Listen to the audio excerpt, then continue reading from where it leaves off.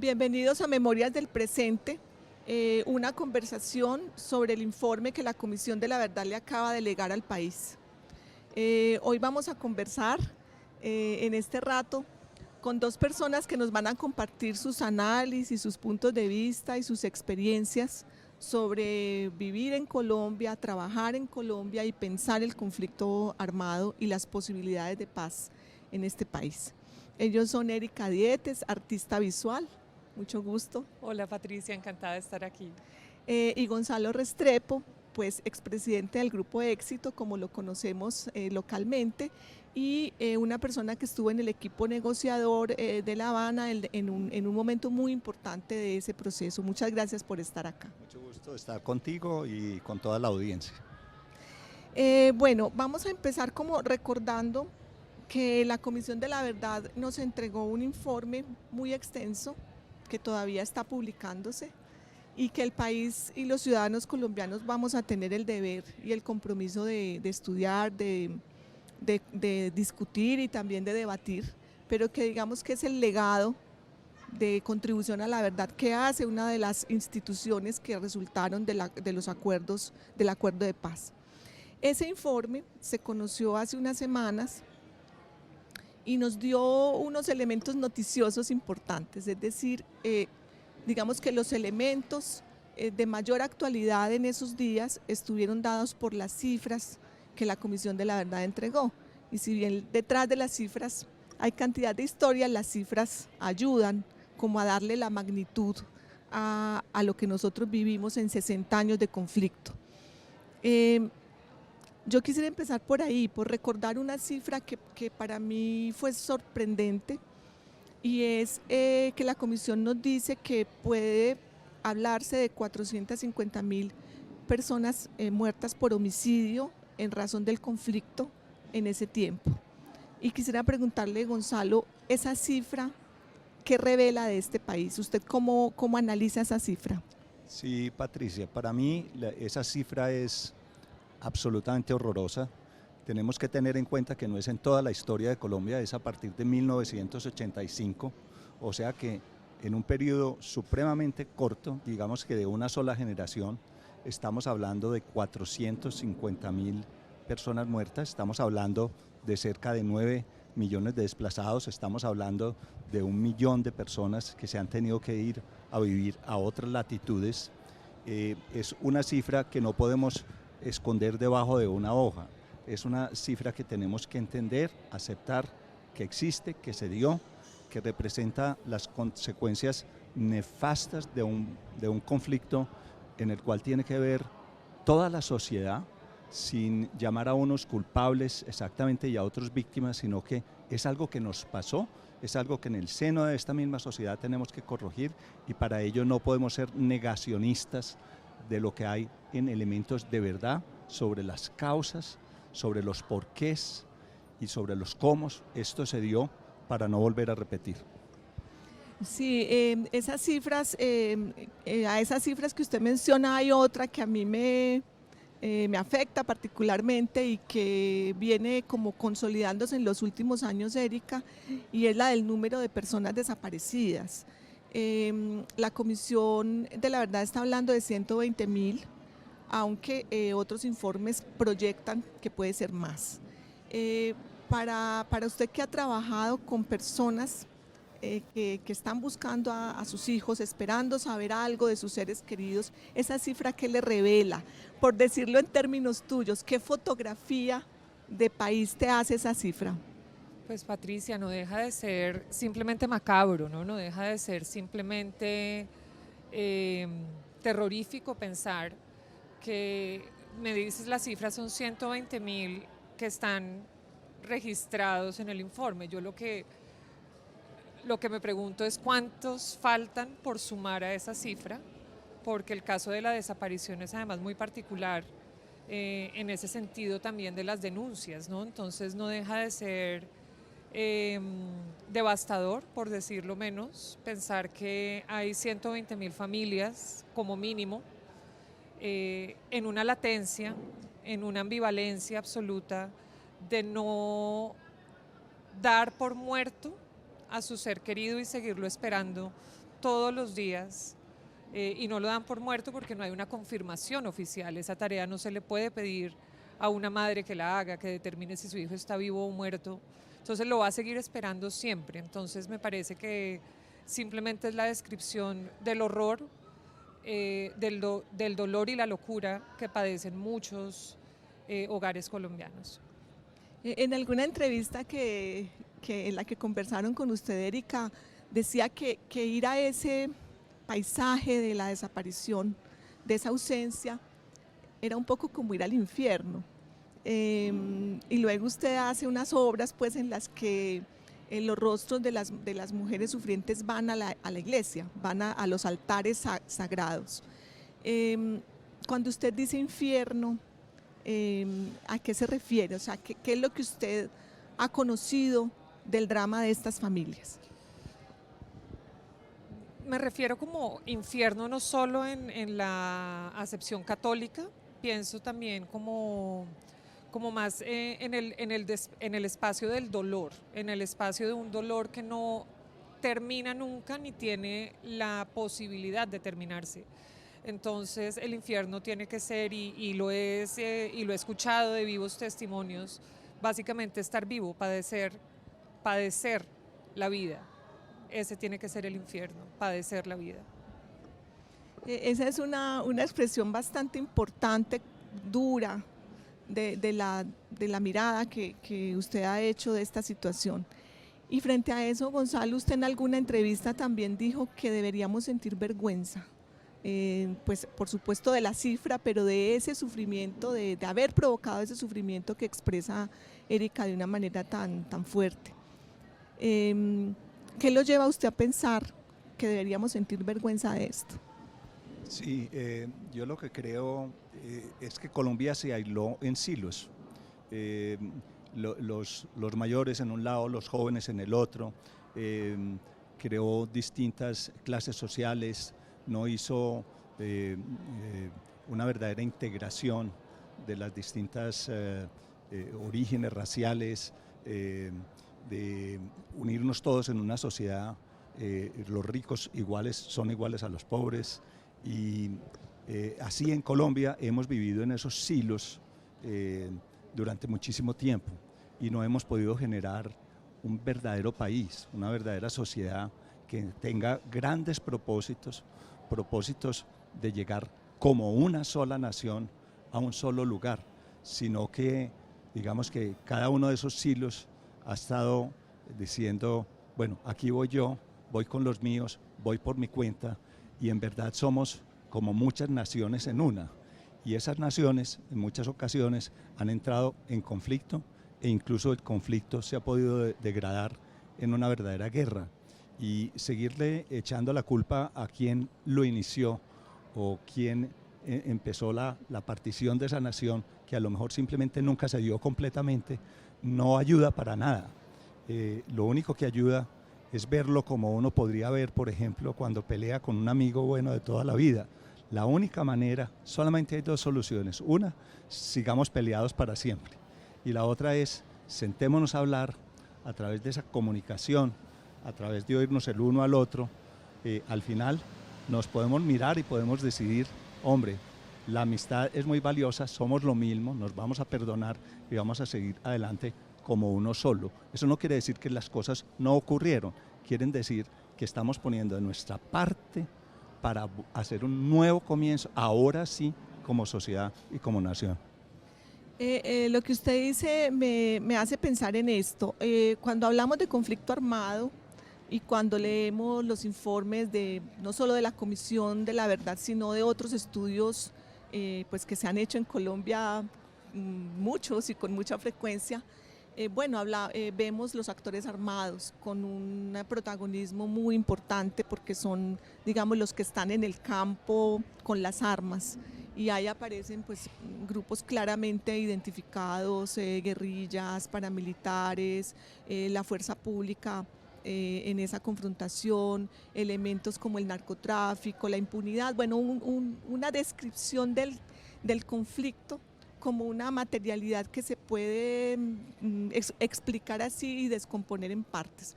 Pero usted está hablando de un sustrato de la sociedad, es decir, que ese conflicto también tiene que ver con algo que la Comisión ha señalado y es como un rasgo cultural, una manera de relacionarnos entre colombianos, donde tiene un juego muy importante como una tendencia a excluir al otro, a excluirlo de las relaciones sociales, del territorio, de las instituciones, y que lleva a esa segmentación del país de la que usted está hablando.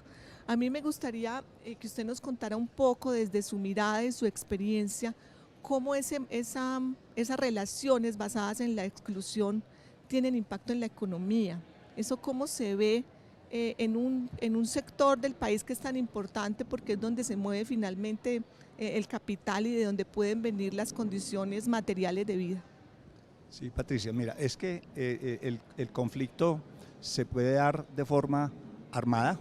Vamos a hablar de los fusiles, de las ametralladoras y de los cañones, pero también se puede haber originado y se puede dar de forma no armada. Lo que hay que eliminar no es el conflicto armado, sino el conflicto.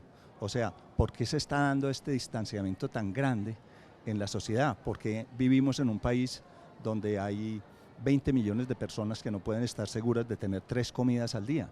En un país donde todavía tenemos desnutrición crónica, donde la educación no es de igual o por lo menos similar para todos los niños de un país, y eso sabemos que el futuro de un país depende de la educación de los niños y de la nutrición que estos niños tengan.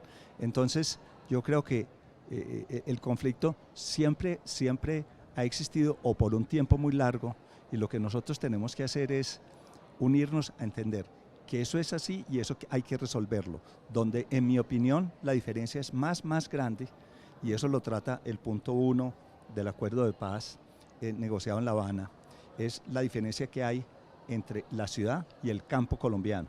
Tenemos casi 3/4 partes de Colombia en un abandono aterrador, en algunos casos en épocas casi como las mismas de la colonia, cuando estamos viviendo en el mundo unas de las revoluciones tecnológicas más avanzadas. Nosotros tenemos, no solo a través de la infraestructura, las vías terciarias, las vías primarias, sino a través del uso de estas nuevas tecnologías, volcar el aparato productivo del país hacia las zonas rurales. Pero para eso hay que llevar primero la educación también, porque negocios y empresa no es decir, lo voy a hacer, es tener también la educación para hacerlo.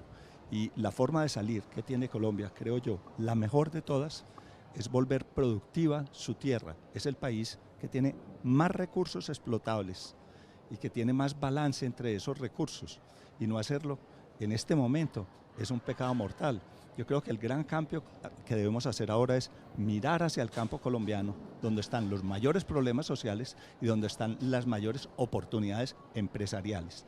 Y a través de lo que los empresarios conocen, como son los mercados, por ejemplo, y cómo se llega a esos mercados, trabajando a la inversa, ir a producir en esas tierras lo que es necesario para esos mercados. Pero para eso, termino diciendo, hay que resolver los problemas de que en la tierra tiene que vivir alguien, hay que volver todas estas personas que fueron exiladas a sus tierras, hay que buscar una manera de volver productivas todas las tierras, hay que buscar que los pequeños agricultores también puedan existir y que las personas tengan la educación para poder producir, manejar y hacer rentable esa tierra. O sea que tenemos que meter un poco, no una reversa, sino aceptar que no podemos tener más desplazados que Siria.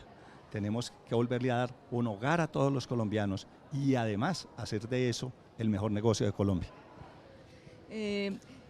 Gonzalo está hablando de la desigualdad y de una desigualdad en términos de acceso a satisfacer las necesidades básicas o más, a que las personas en Colombia tengamos derechos y oportunidades a desarrollar la vida según un proyecto de vida, y eso es la dignidad. Y eso tiene, por supuesto, mucho que ver con el sistema económico y cómo circulan los dineros en el país. Eso es desigualdad, pero hay otra desigualdad, Erika, parece ser, y es en cómo las huellas, los dolores, los daños que el conflicto armado ha dejado en las personas se dan a conocer. No es solo haber perdido la tierra o no haber tenido acceso a un empleo en condiciones de igualdad, sino te pregunto como por ese derecho a llorar, por ese derecho a sentir el duelo y a hacer ese duelo en las condiciones en que uno pensaría que es dable para que haya no solo yo no digo una cura, un alivio al menos en las personas que lo sufren. Cuando estás trabajando con comunidades, con mujeres, con personas que han sufrido esto, también podemos hablar de una desigualdad en eso. Pues mira claro, pues lo que dijo Gonzalo, por supuesto que es fundamental para pensar en un país que se construye hacia adelante, pero tenemos que pensar que el conflicto armado no solo ha dejado unos estragos económicos, ha dejado sobre todo unos estragos emocionales, unos estragos conductuales, si me permites pues el término. Hay mucho que tenemos que trabajar en Colombia en términos de salud mental. Yo recuerdo que durante el trabajo de campo de una obra que hice que se llamó Río Abajo, que era sobre personas desaparecidas, los dolientes me prestaban las prendas de sus seres queridos que estaban esperando.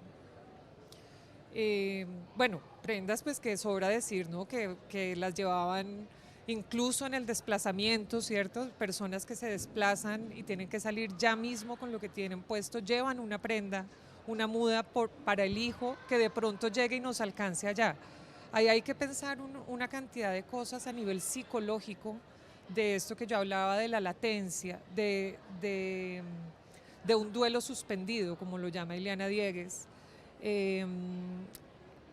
Fíjate que parte de lo que hizo la violencia, de hecho, fue no solo interrumpir las vidas, no solo trastocar el ritmo de vida de las personas, sino obstaculizar los procesos de duelo. La desaparición no es otra cosa que no permitirle a los seres queridos despedirse dignamente de su ser querido que además fue asesinado. Entonces hay como una especie de sobre exposición, sobre carga de la forma simbólica, de la forma literal como nos asesinan, como asesinan a la gente en este país, pero también la hay en lo simbólico de una manera muy violenta, porque el no permitir el entierro, el no permitir un cortejo fúnebre, es que a veces hasta parece raro estar diciendo, uno está reclamando, digamos, el derecho a ser enterrado, el derecho a ser llorado. Sí, Colombia es un país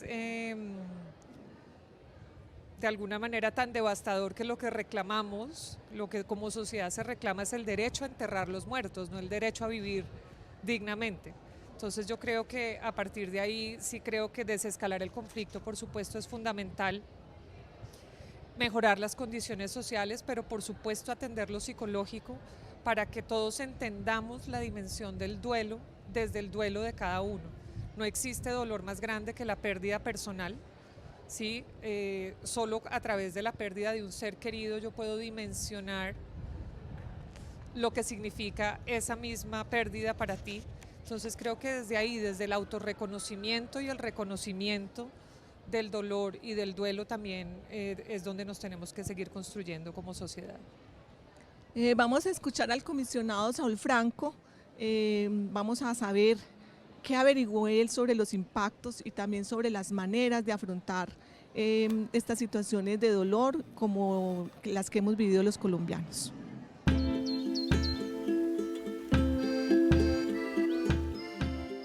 El peor impacto de la guerra realmente, de todos estos años de confrontación armada, ha sido este daño a la vida, a la dignidad de la vida, al valor de la vida, a la buena vida, al buen vivir.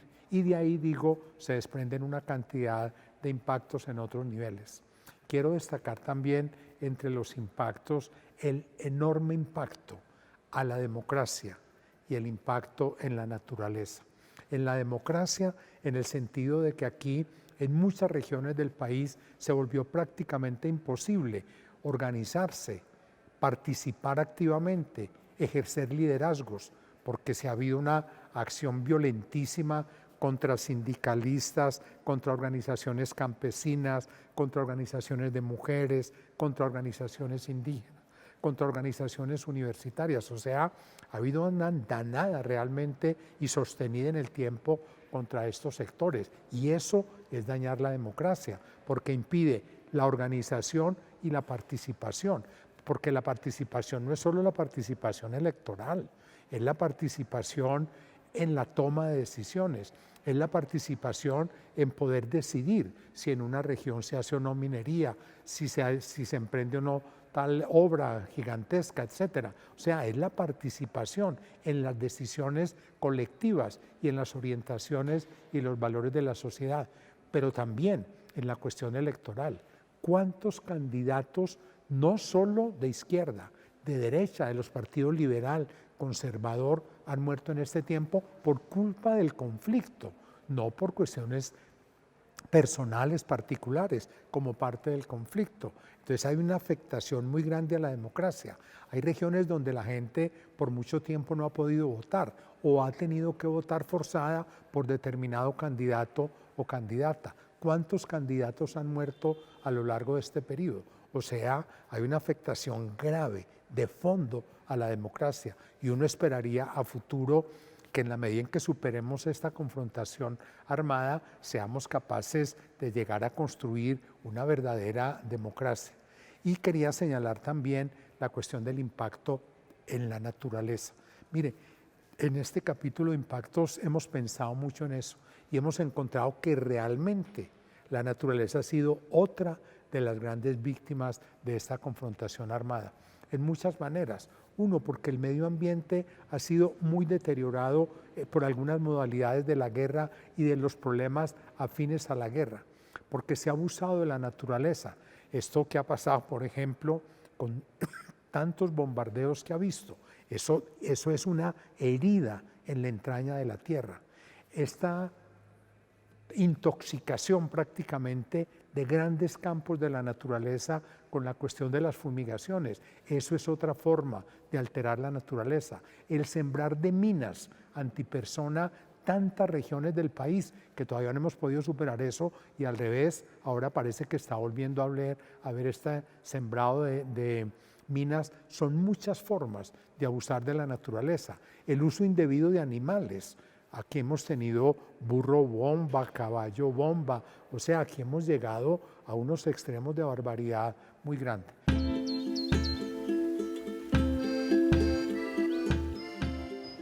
Estábamos escuchando a Erika en una reflexión bastante enfática sobre las dificultades que hay en Colombia para hacer el duelo, para manifestar el dolor, para hacer el duelo público, un asunto público.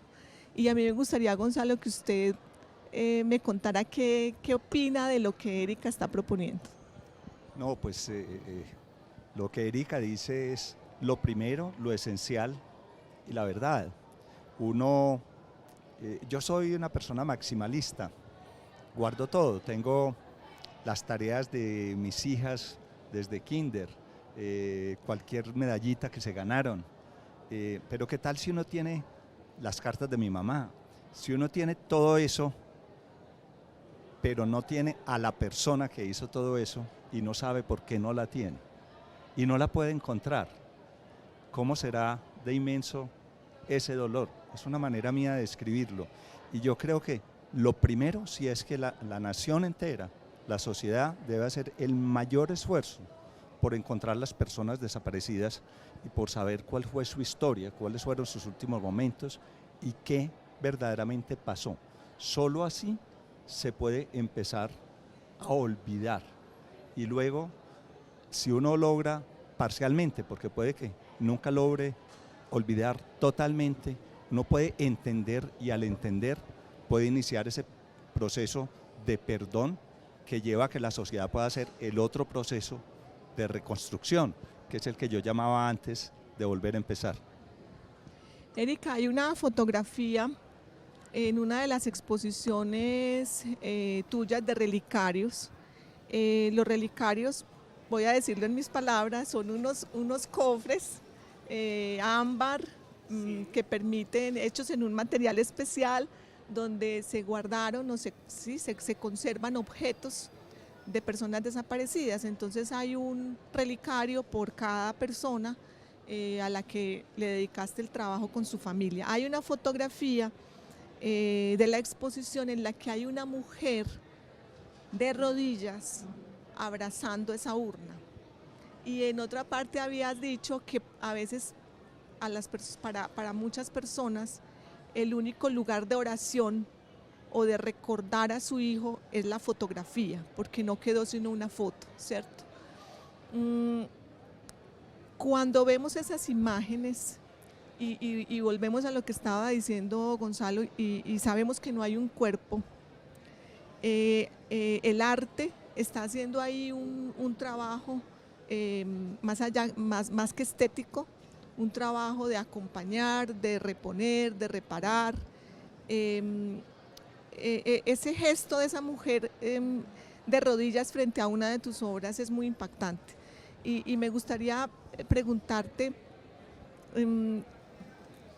¿cómo ves esos gestos de estas personas cuando frente a una obra de arte se ponen de rodillas? Porque esa obra de arte comunica algo. Bueno, primero,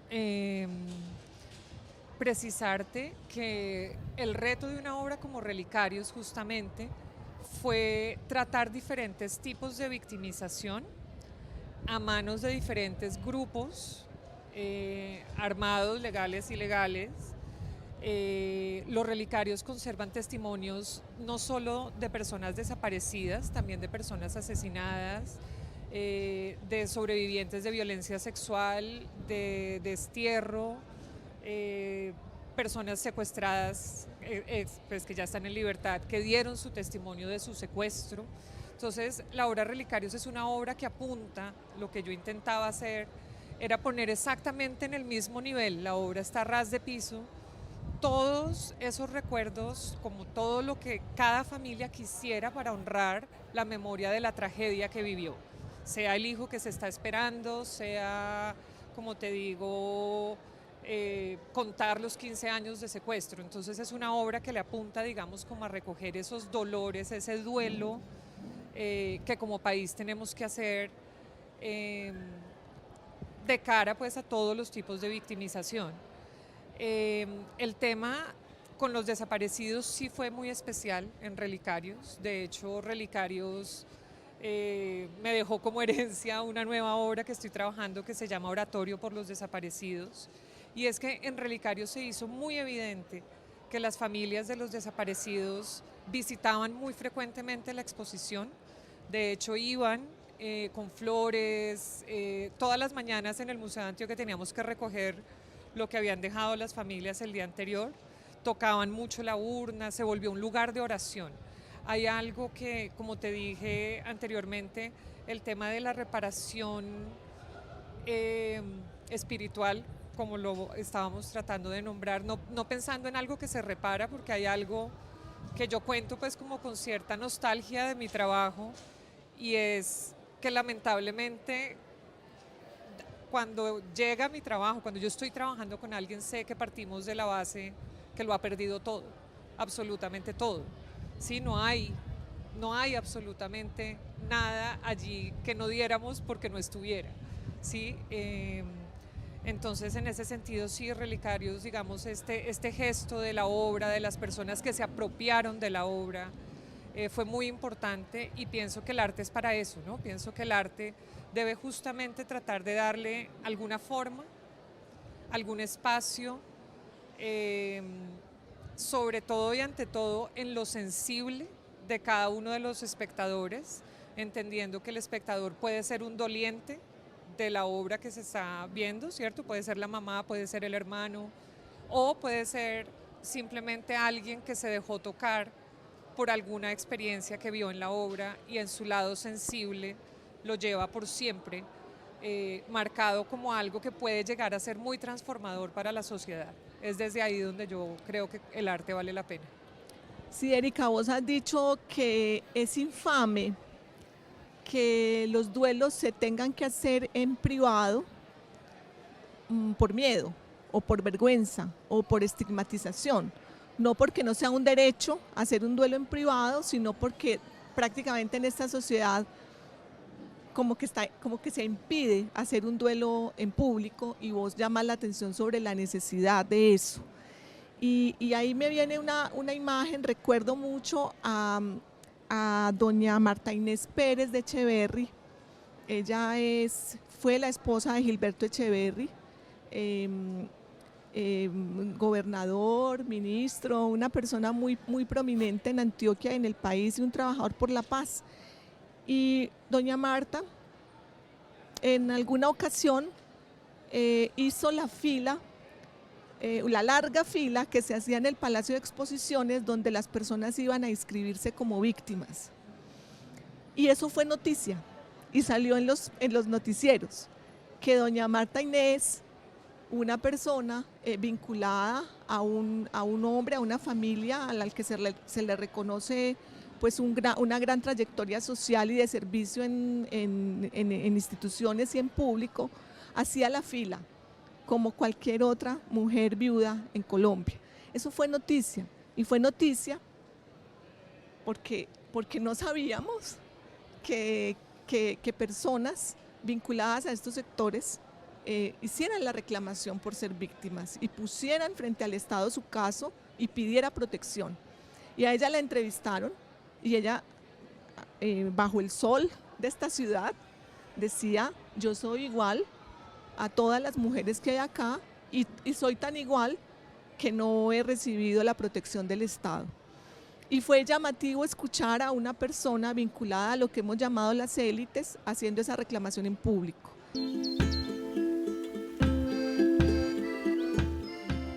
Al mismo tiempo que ha pasado todo esto, la gente ha tenido una capacidad impresionante para salir adelante, para seguir. La viuda para levantar a sus hijos y tratar de darle una vida lo menos indigna posible. La mujer violada sexualmente por uno de los actores armados, por tratar de recuperar su dignidad, de volverse a encontrar como ser humano, como mujer, también como hombre, porque también ha habido violencia sexual contra hombres. Obviamente ha sido muchísimo mayor contra las mujeres. Esa capacidad, cuando han desorganizado, desestructurado a los barrios, a las veredas, a los municipios, de volver a crear organización, inclusive la reconstrucción física. Aquí la guerrilla acabó prácticamente con algunos municipios y la gente fue capaz de volver a resurgir. En Antioquia concretamente tenemos el caso de Granada, para decir algo, ¿no? Y así de varios municipios y veredas que fueron prácticamente arrasadas, devastadas, y la gente fue capaz de hacer la marcha del ladrillo, de volver a formar su junta de acción comunal, de volver a reconstruir su escuela, de volver a reconstruir la iglesia, como el caso de Bojayá, y seguir adelante. Esta capacidad de enfrentar la guerra, y no solo de enfrentarla, en algunos casos de desafiar a los actores armados, llámese la guerrilla, llámese los paramilitares, inclusive desafortunadamente en algunos casos también los abusos de la fuerza pública, y la gente ha sido capaz de enfrentar todo esto y de seguir adelante. Y además, no solo de rehacer lo que tenían, sino de seguir trabajando por la paz, o sea, por una sociedad mejor donde seamos capaces de entender que la guerra no es el camino, que la guerra no es el camino, y que por lo tanto, si no es ese, tenemos que emprender otro. Y el otro, está claro, es el camino de la paz, que es la cuestión de poder convivir tranquilamente en una sociedad equitativa y en donde podamos resolver los problemas inevitables que en toda sociedad hay y va a haber, porque aquí no estamos pensando en paraísos terrenales, aquí estamos pensando en una sociedad concreta, la sociedad colombiana, pero una sociedad donde no nos matemos por ser diferentes.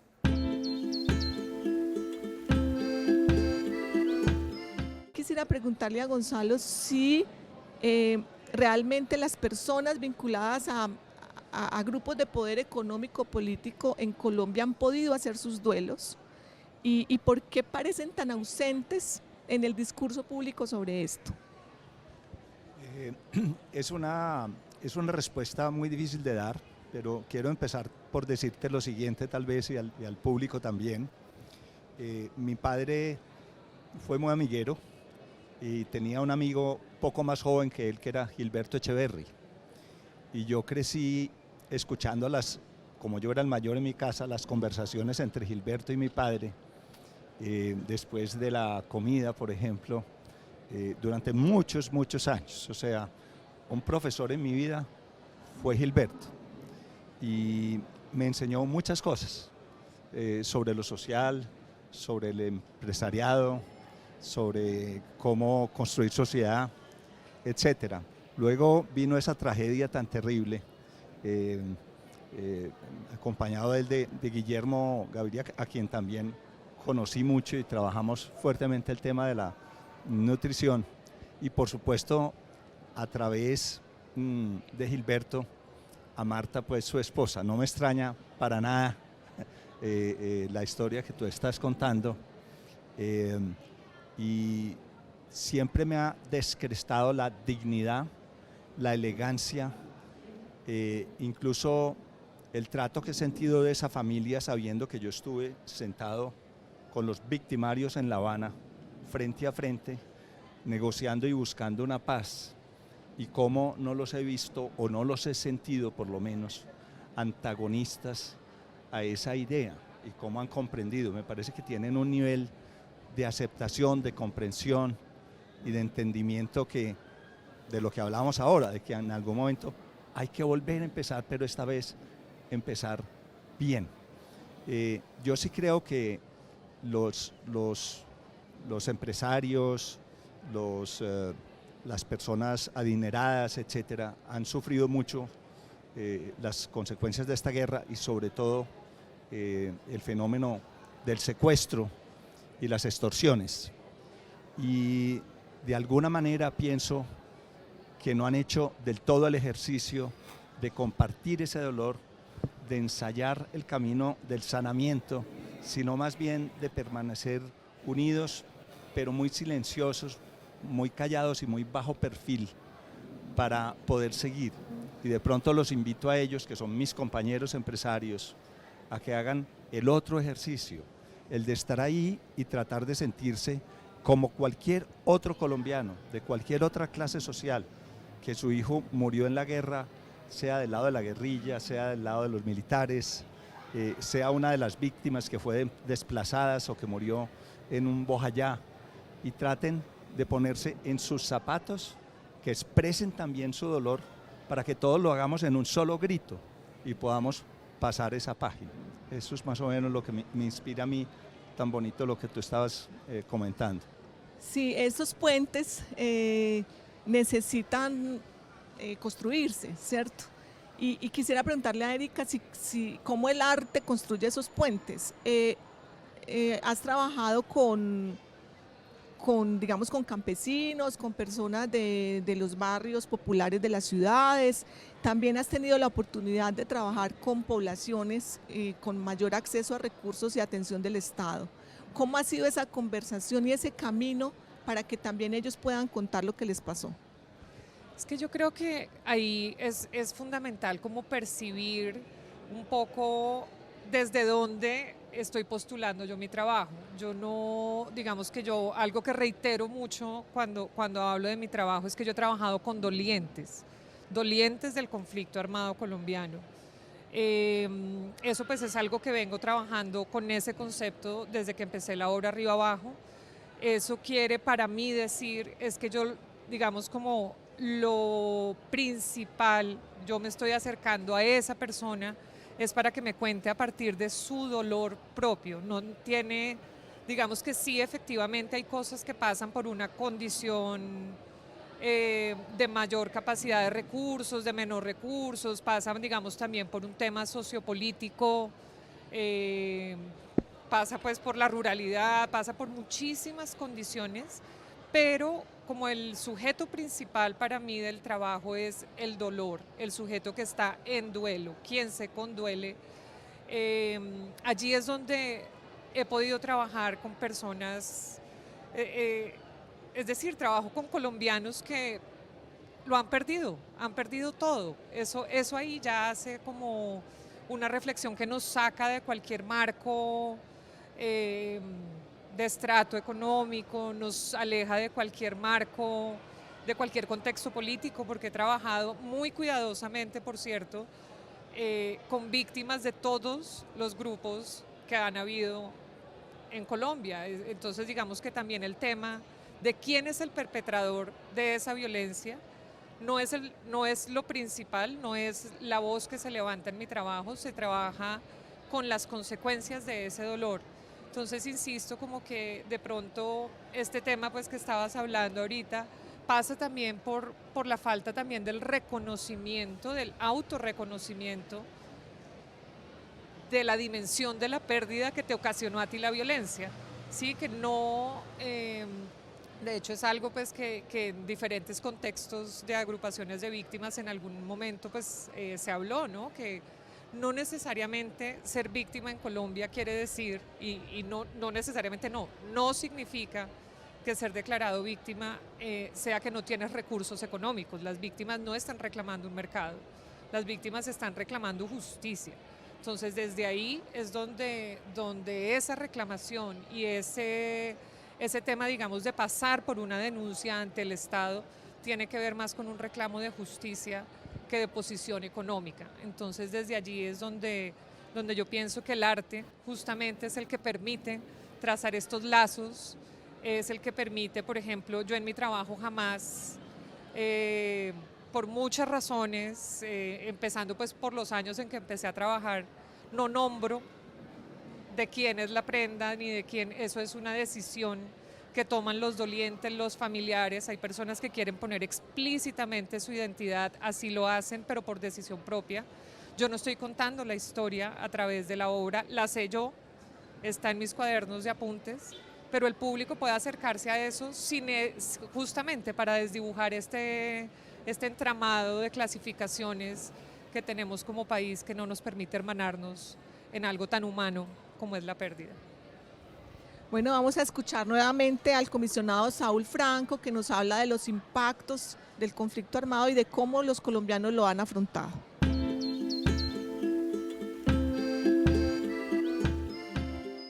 Me parece que es perfectamente posible en este momento que seamos capaces como colombianos de sacudirnos.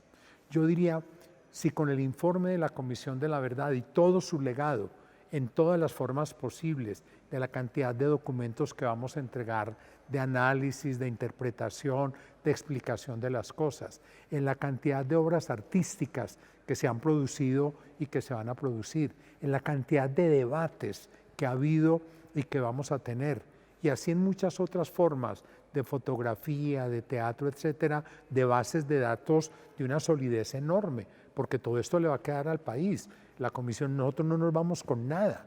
El día que se termine la comisión, ya el último día de agosto, nosotros no nos llevamos nada ni de aquí de la sede ni de la comisión. Nos llevamos esta enorme vivencia, estos hallazgos y esta responsabilidad, pero materialmente eso queda, eso es un bien público, eso es un bien de la sociedad.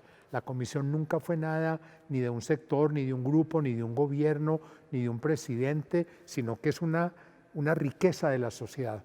Entonces, lo primero, uno esperaría que la sociedad no echara al olvido, no dejara diluir entre las manos esta riqueza que la comisión ha producido y acumulado en este tiempo. Pero yo diría, ahí hay cuestiones muy difíciles de mover.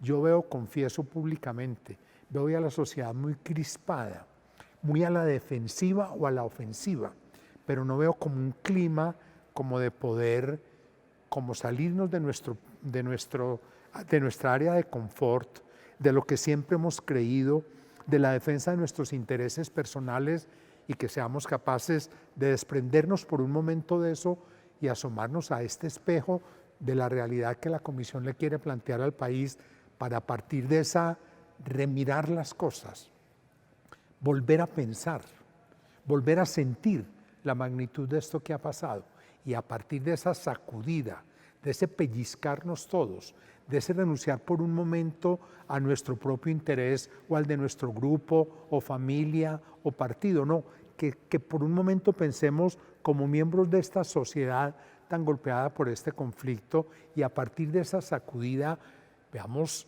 qué hemos hecho y qué hemos dejado de hacer.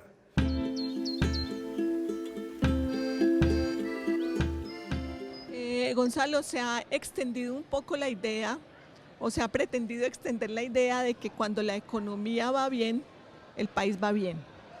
¿Eso es posible? No, yo creo más bien en la idea de que cuando la sociedad va bien, pueden hacer que la economía vaya bien y el país a su vez vaya bien. Sí quiero aquí en este momento expresar que por duro que sea perdonar, por duro que sea olvidar,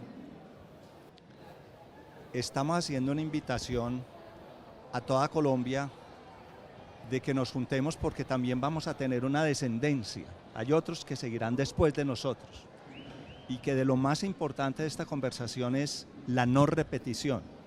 Nosotros queremos invitar a que no haya repetición para que podamos crear un país distinto, un país nuevo. Mis colegas, cuando yo manejaba el éxito, me molestaban mucho porque ante un problema difícil, por ejemplo una gran adquisición, yo decía, pero hay que conocer primero la historia. Y ellos me decían, ahí viene Gonzalo a decirnos que tenemos que saber la historia. Si uno no conoce la historia, es imposible no caer en repetición de lo negativo, porque lo que hay que repetir es lo positivo. Entonces, yo creo que estos ejercicios todos hay que hacerlos. Yo respeto demasiado y soy un afortunado hoy de haber estado aquí con Erika. El mensaje, la voz, la palabra que tiene el arte, porque el arte es una forma de volver permanente la memoria. Nosotros no vamos a estar aquí mañana y siempre nos va a contar y a recordar incluso los horrores que se cometieron. Hay que ver lo de Alemania.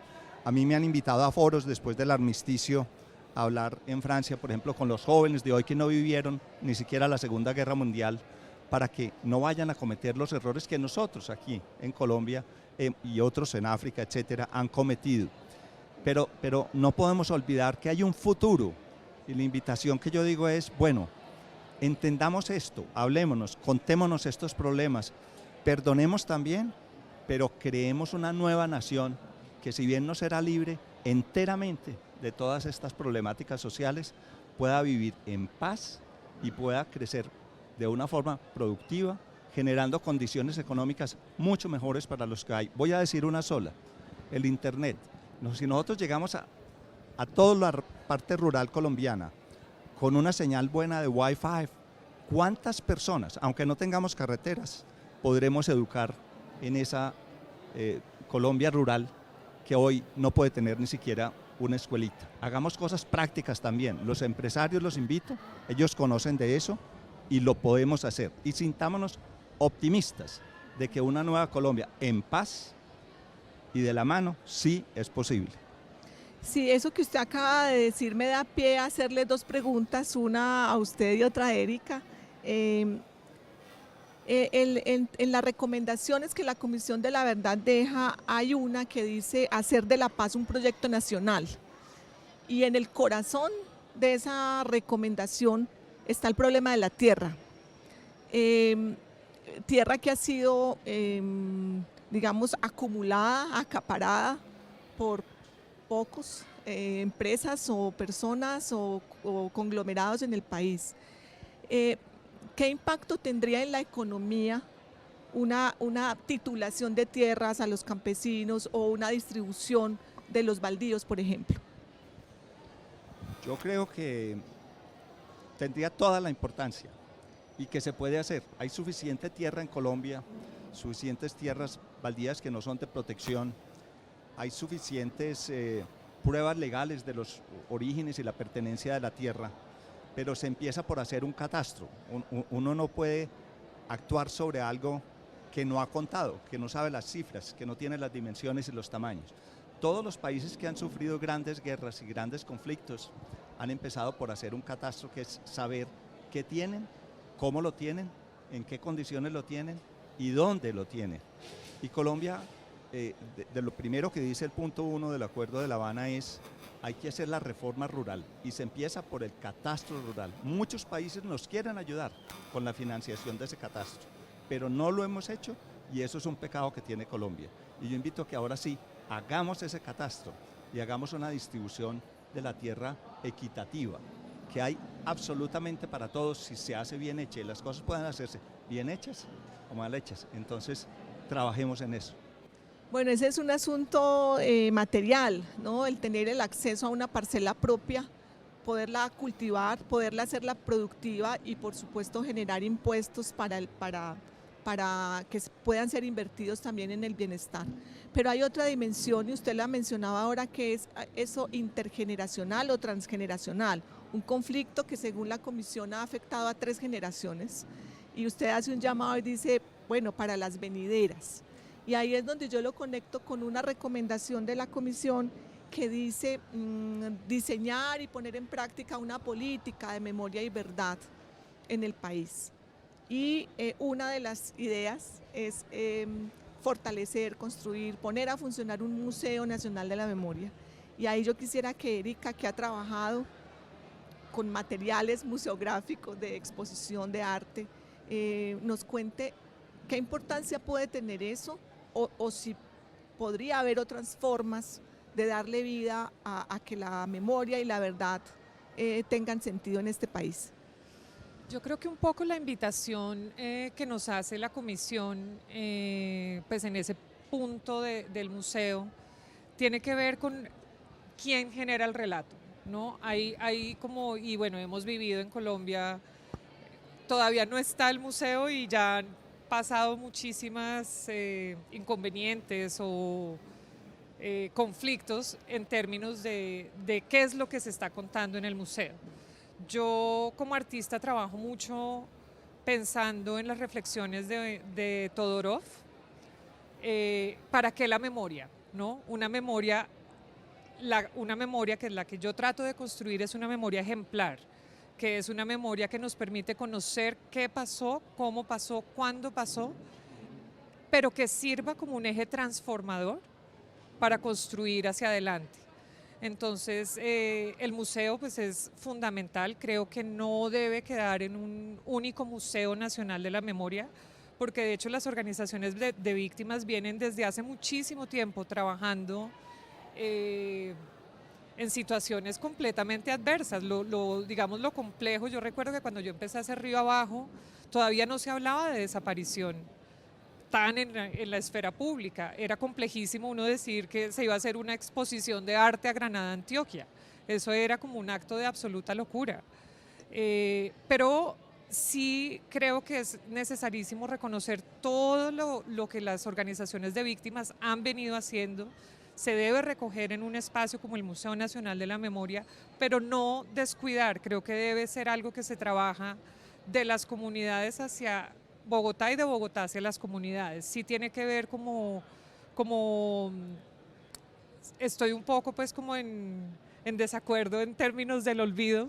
Creo que es muy necesario no olvidar, pero para olvidar tenemos que reconocer qué pasó, ¿no? Y a través de la memoria tratar de sanar, de transformar todo eso que nos pasó, tramitar esa rabia, esa digna rabia, tramitar tantos dolores que quedan pendientes, que son irrecuperables, digamos, hay cosas que son absolutamente irreparables, y solo desde un trabajo interno muy autocompasivo y muy compasivo también, pensándonos como un grupo común, como colombianos, podemos transformar. Entonces yo creo que esa es la función de la memoria y esa es la función del arte, y de allí que las disputas pues, que han habido por el Museo Nacional de la Memoria hayan sido pues como tan vehementes, y espero que sí podamos tener algún día un relato que nos llegue a un consenso, que tal vez es, lo que voy a decir puede sonar muy lógico, pero el consenso es que sin duda somos una nación golpeada, somos una nación que hemos sufrido y que merecemos vivir diferente. Creo que si algún día logramos pensar que la vida es digna de ser vivida, entendiendo la vida por la propia y la de los demás, estamos construyendo un país mejor. Bueno, yo quiero agradecerles a los dos esta conversación.